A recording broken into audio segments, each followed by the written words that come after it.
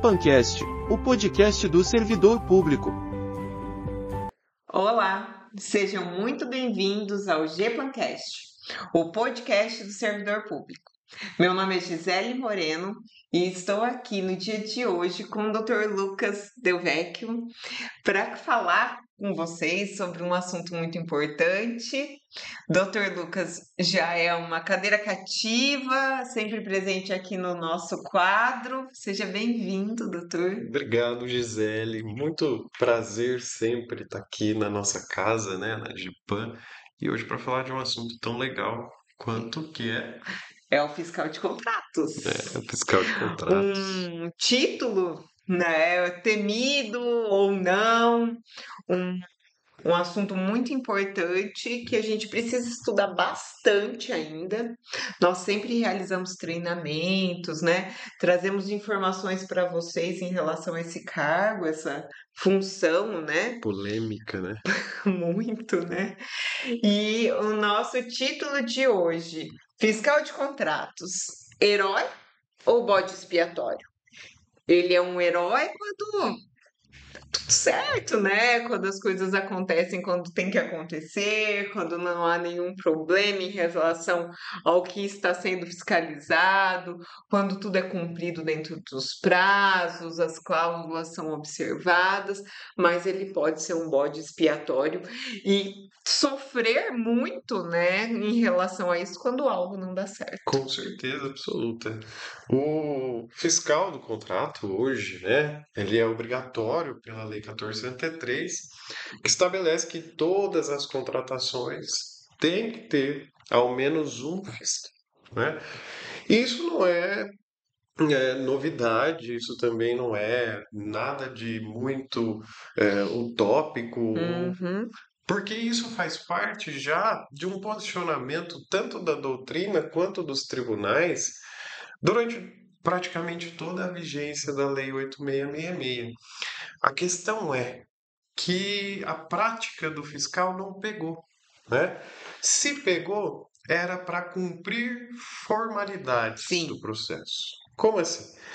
O fiscal do contrato ele está acostumado, né, da Lei 8666, a receber o objeto e ali mesmo, na hora da entrega do objeto, ele atesta como recebido, bota lá o nome dele, o horário que ele recebeu, e encaminha isso para a contabilidade para fazer a liquidação e o pagamento, sem ao menos observar, né?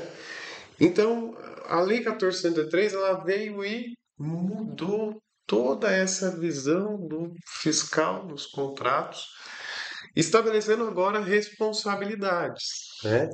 Então, realmente, o fiscal ele é um herói, porque ele é necessário para fazer essa avaliação prévia daquilo que é recebido, né? Porque a gente sabe que o mercado, quando se trata de administração pública, é um posicionamento diferente, né? O mercado ele tende a, às vezes, empurrar alguma coisa que já está prestes a vencer, exatamente por conta dessa prática que vem da Lei 8666 de não haver fiscalização. E por ser administração pública, né? Exatamente. Que não é como se fosse uma terra sem dono, né? Exatamente. É uma cultura muito. E aí a Lei 1473 veio para querer acabar com essa cultura de abandono da coisa pública, né? Então, sim, o fiscal ele é um herói porque qualquer problema, data de validade próxima do vencimento, né? Avarias nos produtos. Se a gente está falando de tecnologias, esse fiscal ele vai testar esse produto, vai ver se esse produto está funcionando. Então ele salva a administração muito, porque antes de você fazer a liquidação e o pagamento, você condiciona, você segura o fornecedor com você. Porque se você atesta o verso da nota, entrega a nota, o cara vai embora, você paga, para você trocar um produto avariado, para você conseguir uma comunicação com esse fornecedor, vai ser muito mais difícil. Agora, se você não libera para o pagamento até após a fiscalização, você está ali com o fornecedor seguro. Só que em contrapartida, né? Como você disse, a Lei 1403 ela trouxe inúmeras responsabilizações ou responsabilidades para esse cargo do fiscal, né? Então ele pode sim responder por conta de negligência, né? Não realizar a fiscalização. Ele pode responder por falta de ter feito o ateste ou o relatório da fiscalização. Então tem inúmeras questões que, por exemplo, temos um gestor. Que é interessante até a gente falar sobre a diferença entre o gestor e o fiscal, né? Porque o gestor ele vem com uma capa mais burocrática. Ele aparece mais como aquela pessoa que vai tomar conta das cláusulas contratuais. Não necessariamente ele vai fazer a parte prática da fiscalização, que seria averiguar. Então nós temos essas duas funções, né, que temos que separar pelo princípio da segregação de funções. Então o fiscal ele vai fazer a parte prática e o gestor vai fazer a parte burocrática. Então, na prática, o fiscal vai lá, ele vê se há algum problema com aquele produto e ele imediatamente comunica o gestor que tem que tomar a providência para isso. Então, se o fiscal não faz nada disso, e aí chega o produto lá na ponta, que é o servidor que vai usar esse produto, e esse produto está com problema, obviamente que a responsabilidade é de quem? É de quem deveria ter fiscalizado ou de quem deveria ter feito o relatório de fiscalização para apurar esse tipo de problema. Me fala uma coisa, quais são esses limites, essas responsabilidades, esses riscos que Então, o fiscal ele tem que observar, né? tem. E até quando, né? Ele tem que se atentar às responsabilidades, o que ele tem que fazer para conseguir compreender as funções reais dele. Então, eu acho que por ser novo, agora tudo que é novo dentro da prática administrativa, que a gente está dizendo de licitações, eu acho que é interessante, primeiro de tudo, capacitação. Né? Então a capacitação ela é essencial para quê? Porque todo mundo que for fazer licitação vai ter que ter fiscal. Então, se todo mundo tem que ter o seu fiscal em cada contrato, então há uma probabilidade muito grande de praticamente todos os servidores da administração serem fiscais em algum momento da vida deles. Então você não pode pegar um servidor que está ali fazendo as funções dele, às vezes ele é motorista, né? Às vezes ele é auxiliar geral e ele não tem conhecimento do que é um contrato. Ele não sabe que às vezes o fornecedor ele tem alguns direitos, né? Como por exemplo, reequilíbrio econômico contratual, né? E o que acaba dificultando o processo de fiscalização. Né? Então a capacitação ela é indispensável primeiramente. E aí dentro da capacitação esse fiscal ele vai saber quais são as responsabilidades dele e quais são os direitos que ele tem também Até perante a porque administração. muitas vezes ele acaba caindo meio de paraquedas, né? A Sem maioria muitas das vezes. escolhas. E Exatamente. aí a hora que se vê naquela situação, fala, e agora? Porque assim, vamos trazer a realidade, né? Nós trabalhamos com a administração pública e a gente vê isso no dia a dia, que é a remuneração ou não do fiscal, né? Nós vamos remunerar, nós vamos pagar uma gratificação, nós vamos dar um adicional para o cara ser fiscal. Tem prefeituras que têm essa Sim. estrutura, que conseguem pagar. E isso já é um motivador para aquele servidor público ir lá e fazer a fiscalização corretamente. Agora, a maioria das administrações, principalmente aquelas de pequeno porte, não vão ter dinheiro em caixa para pagar uma gratificação. Às vezes está ali penando no teto da folha de pagamento e não tem condições. Então, tem que se utilizar do poder hierárquico da administração pública, do poder disciplinar da administração pública, para obrigar o servidor a realizar aquela fiscalização, né? Porque o servidor, em regra, e eu estou trazendo aqui, vou sanar algumas dúvidas aqui. Em regra, o servidor que ele é designado para ser fiscal, ele não tem direito de recusar essa nomeação. O que ele teria direito seria se ele alegasse se ele trouxesse alguma justificativa plausível, que ele não pode, olha, eu sou parente do fornecedor, olha, eu não tenho capacidade cognitiva para fazer isso. Então ele traria uma justificativa plausível para isso, o que afastaria sua nomeação. Mas em regra ele não pode fazer isso pelo poder hierárquico verticalizado da administração pública, né? E isso acaba desmotivando esse servidor a fazer a fiscalização. E quando ele está desmotivado, ele não vai fazer, né?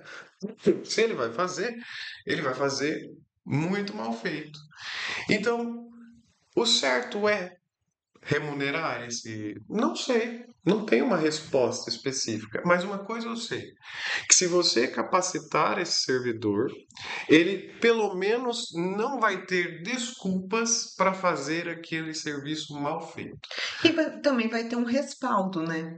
Por conhecimento, por informação, porque muitas vezes o medo ou a incerteza ao assumir uma função é pelo desconhecimento. Sim. Então, é importante esse treinamento, essa orientação realmente do servidor para que ele saiba que não é um bicho de 7 cabeças, Perfeito. como se é pintado por aí, né? Sim. Então, realmente é algo que seria para agregar. Tanto na função dele, como também no próprio currículo do servidor, não é verdade? Veja quanto. Porque assim, começou esse negócio de exigir capacitação a partir de uma instrução normativa que nós tivemos, que dizia que na falta de conhecimento do servidor deveria ser dada a devida capacitação. Não lembro se é a 43 de 2023, alguma coisa assim, instrução normativa. Mas a questão é que a necessidade, ela está aí. E você só pode, por exemplo, contratar uma empresa para fazer a fiscalização? Não. Nós não podemos contratar um terceiro, um particular, Sim. para realizar a fiscalização. O que a 1473 permite é que se faça a contratação de uma empresa para auxiliar nessa fiscalização. Mas esse auxílio de fiscalização, ele é só para aquelas situações onde não haja possibilidade de capacitação do fiscal. Então aí, não consigo, eu tenho uma autarquia de tratamento de água e esgoto. Nós compramos um motor de última tecnologia importado dos Estados Unidos. Tem algum servidor no quadro dessa autarquia capaz de realizar essa fiscalização? Não. Difícil. Né? Então aí sim você teria um respaldo de justificar o porquê que você estaria contratando um terceiro para realizar ou para auxiliar aquela fiscalização. E mesmo nessas situações, a responsabilização ainda recai nas costas do fiscal por qualquer problema que teve. Então vejam, mesmo onde você contrata um terceiro para auxiliar naquela fiscalização, ainda há necessidade do fiscal acompanhar a fiscalização. Sim. Porque é ele que vai assinar o termo de fiscalização ao final. Ou ele que vai assinar o laudo de fiscalização junto com o cara que fez a fiscalização. O fim sempre é ele. O fim sempre é o servidor público, porque é o servidor que tem o vínculo com a administração pública, o vínculo institucional. É ele que tem a fé pública, né? É ele que vai dizer se o produto está adequado ou não. E aí você disse do que ele precisa ter noção primeiro de onde que ele está. Ele não pode, como você disse, cair de paraquedas. E quais são essas noções, essas principais informações? O que ele precisa saber? Dá um spoiler aí. Em um curso, porque para quem não sabe, o Dr. Lucas, ele realiza cursos. Inclusive, um dos cursos que ele tem no portfólio é de fiscal de contratos, né? Sim. Então, logo mais nós teremos um curso, uma prefeitura em específico que vai participar desse treinamento. Isso daí nem o doutor Lucas sabe, mas nesta prefeitura tem mais de 70 fiscais que vão participar desse treinamento. Então, eles estão trabalhando ali, né? Aperfeiçoando todos os fiscais daquela prefeitura. Olha só que interessante, todos vão receber o treinamento. E aí, juntos, depois, eles também vão realizar trocas, né, de Sim, com informações e tudo certeza. mais. Mas me fala, quais são os instrumentos, as principais informações que um fiscal deve ter em mente ao iniciar Ó, a sua função ali? eu vou falar o que todo mundo fala. Hum, O que todo mundo fala? Todo mundo fala, o fiscal tem que ler o termo de referência, o fiscal tem que ler o edital do contrato, andar com eles embaixo do braço. Ótimo, maravilha, isso não está errado em nenhum ponto. Tem sim. Mas vamos trazer para a realidade da administração pública, né? Será que o fiscal ele vai mesmo carregar o termo de referência embaixo do braço? Na maioria das vezes não, né? Porque na maioria das vezes o volume de compras da administração uhum. pública se resume em bens de uso cotidiano, bens comuns, né? Que até nós vamos conversar em outro podcast sobre pregão também. Então, a fiscalização que é feita é mais com base na descrição técnica do objeto. Uhum. Então, olha que interessante que a lei, que o legislador, né, de 2021 ele fez com a lei de licitações. Porque o lema agora da 1403 é planejamento. Então, ele traz a necessidade de nomeação do fiscal de contrato para o termo de referência. Então, no termo de referência, tem lá uma das cláusulas obrigatórias do termo de referência, é o modelo de gestão e fiscalização do contrato. Uhum. Então, dentro desse modelo de gestão e fiscalização, você vai já nomear o fiscal o gestor daquele contrato para que exatamente não aconteça a queda de paraquedas lá no final, só na execução, quando vai receber o produto. Então, a ideia é que Ele participe também. exatamente ele participe de todo o trâmite do processo, Uhum.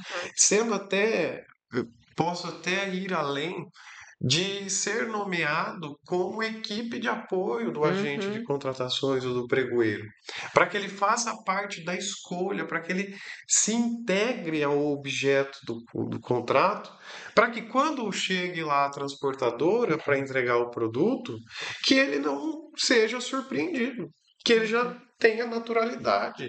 É como a gente compra lá no. Até espera, né?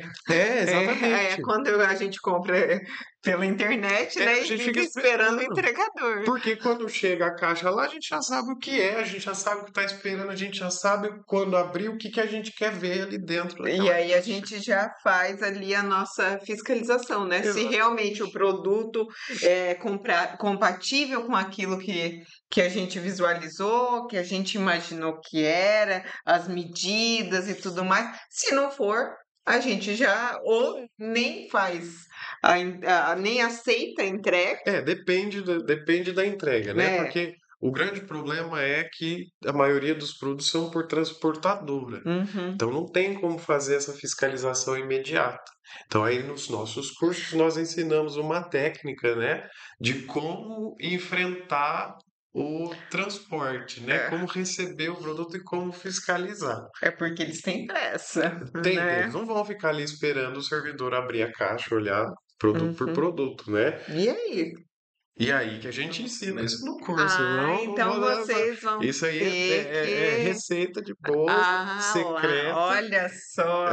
Só quem vai fazer o curso, ele não quer. Eu ainda tentei, É, né? E aí? não posso dar todas as Se dicas não, já, né? né? Senão eu não vendo cursos. Mas tá certo. Professor, doutor, eu esqueci até de falar. O Lucas, ele além de ser consultor aqui na GEPAM, ele é professor dos nossos cursos também. Vocês podem visualizar ele em cursos EAD. Esse mês nós temos 2 cursos online, temos treinamentos presenciais e também é professor universitário, né? Sou professor universitário. Então, conhecimento tem.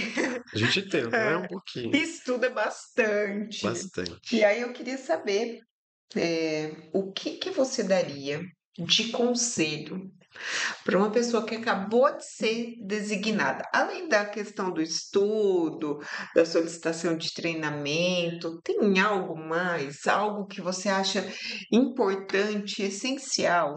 Olha, o que eu falaria para uma pessoa que foi recentemente nomeada para ser fiscal e nunca foi fiscal na vida dela, gruda na licitação. Gruda na licitação. Fica querendo saber como que está o processo, em que pé que está, se já saiu o edital. Tenta acompanhar o que está acontecendo com aquele objeto que você vai fiscalizar. No dia, fica lá, já pergunta pro agente de contratações, o pregoeiro, qual vai ser a data da sessão pública para ele acompanhar, para ele ver qual item que é que ele vai ser fiscal, qual é a empresa que venceu e ficar atento ao termo de referência, principalmente o termo de referência, né? Porque assim vira herói, né? Assim vira herói. Senão, aí vai virar bode expiatório, né?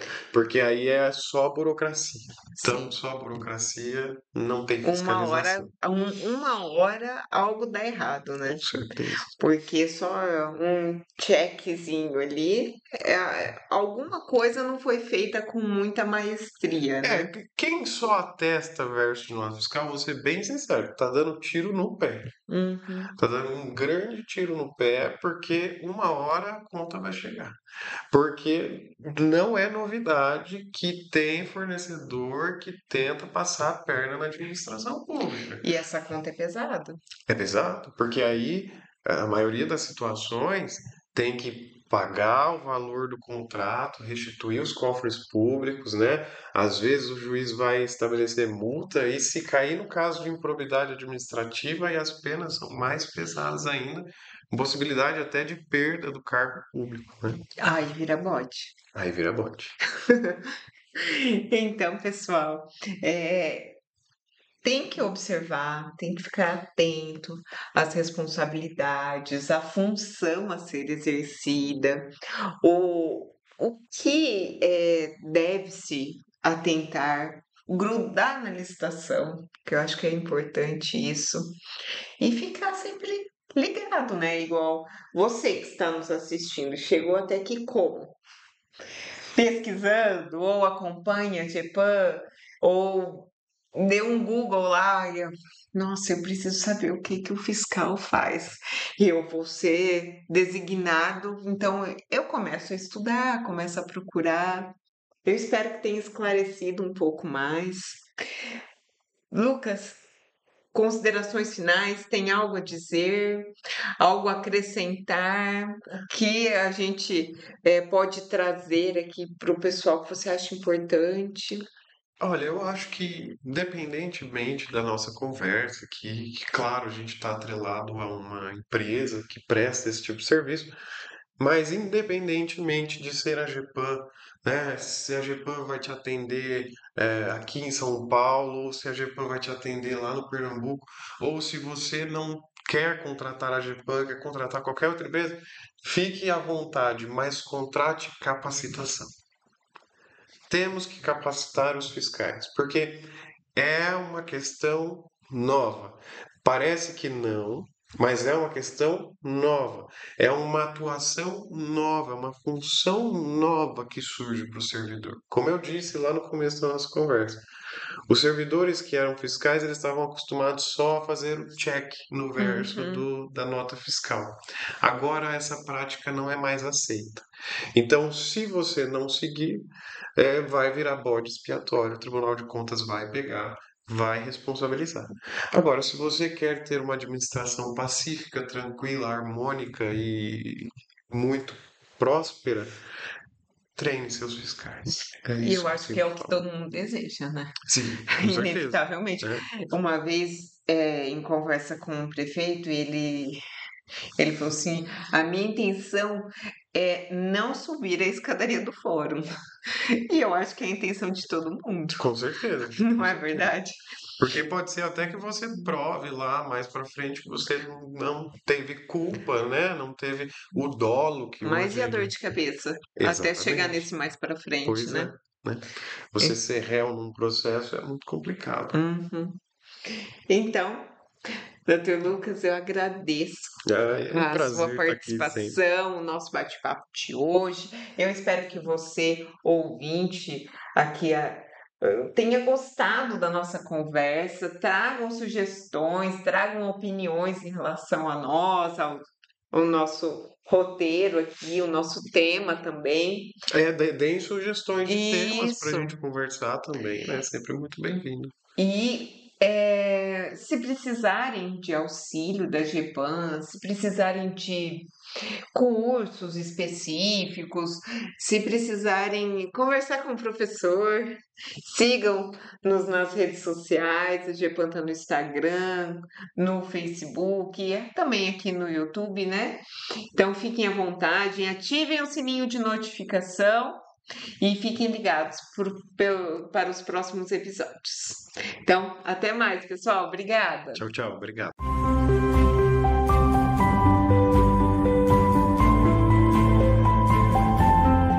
GEPANcast, o podcast do servidor público.